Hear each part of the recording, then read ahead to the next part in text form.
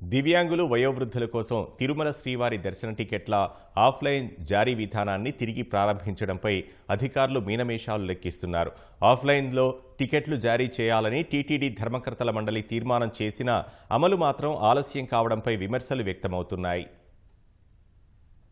తిరుమల శ్రీవారిని దర్శించుకునేందుకు వచ్చే సామాన్య భక్తులను ఇబ్బందులకు గురిచేసేలా గత ప్రభుత్వం తీసుకున్న నిర్ణయాలపై సమీక్షించడం, రద్దు చేయడంపై టీటీడీ అధికారులు మల్లగుల్లాలు పడుతున్నారు.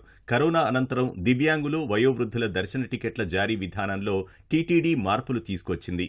కరోనాకు ముందు వృద్ధులు, దివ్యాంగులు నేరుగా తిరుమలకు వచ్చి దర్శనం చేసుకునే అవకాశం ఉండేది. వైసీపీ అధికారంలోకి వచ్చాక ఆఫ్లైన్ దర్శన టోకెన్ల జారీ నిలిపివేసి ఆన్లైన్లో దర్శన టోకెన్ల జారీ ప్రారంభించారు. 3 నెలల ముందు ఆన్లైన్లో దర్శన టికెట్లు పొందిన వారు మాత్రమే దర్శనానికి వీలుండేలా మార్పులు చేశారు. అప్పట్నుంచి టోకెన్లు దొరక్క భక్తులు ఇబ్బంది పడుతున్నారు.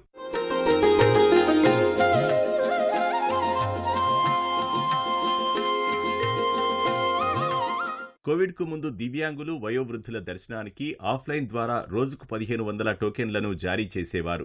కోవిడ్ తర్వాత రోజుకు 1000 టోకెన్లకు కుదించి ఆన్లైన్లో జారీ చేస్తున్నారు. కూటమి ప్రభుత్వం అధికారంలోకి వచ్చాక తిరుమలను ప్రక్షాళన చేయాలన్న సీఎం చంద్రబాబు ఆదేశాల మేరకు టీటీడీ ధర్మకర్తల మండలి దివ్యాంగులు, వయోవృద్ధుల దర్శనాలను పూర్తిగా ఆఫ్లైన్లో జారీ చేయాలని తీర్మానం చేసింది. కూటమి ప్రభుత్వం అధికారంలోకి వచ్చాక టీటీడీ బోర్డు తీసుకున్న నిర్ణయంతో తమ సమస్య పరిష్కారమవుతుందని భక్తులు ఆశించారు. అమలు కాకపోవడంపై భక్తులు ఆవేదన వ్యక్తం చేస్తున్నారు.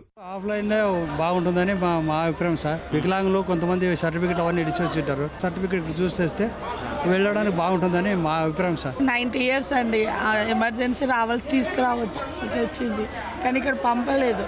అదే ఆఫ్లైన్ అయితే మేము ఇక్కడ నిలబడి తీసుకునే వాళ్ళం కదా. 3 నెలల ముందే అన్ని బుక్ అయిపోవాలంటే కాదు కదండి. అందరికి అప్పటికప్పుడు రావాల్సి వస్తుంది, అలా కష్టం అవుతుందండి.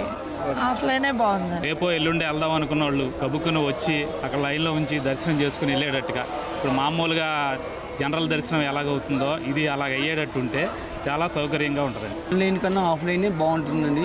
ఇక్కడికి వచ్చి 10 నిమిషాల్లో మేము రావాలనుకున్నాం అనుకోండి, Aadhaar card, railway ticket, medical certificate check చేసి వెరిఫికేషన్ చేసింది అదే కరెక్ట్గా బాగుంటుంది సార్. తప్పకుండా ఆన్లైన్, ఆఫ్లైన్ రెండు ఉపయోగించుకొని శ్రీమన్నారాయణ దర్శనం చేసుకుంటే అందరికీ బాగుంటుంది. ఆన్లైన్లో 3 నెలలకు ముందు టికెట్లు పొందిన వృద్ధులు, దివ్యాంగులు అధిక సంఖ్యలో దర్శనాలకు గైర్హాజరవుతున్నారు. దర్శన టికెట్లు ఉన్న భక్తులు 30% పైగా గైర్హాజరవుతున్న విషయాన్ని ప్రస్తావిస్తూ ఆఫ్లైన్లో జారీ చేయాలని కోరుతున్నారు.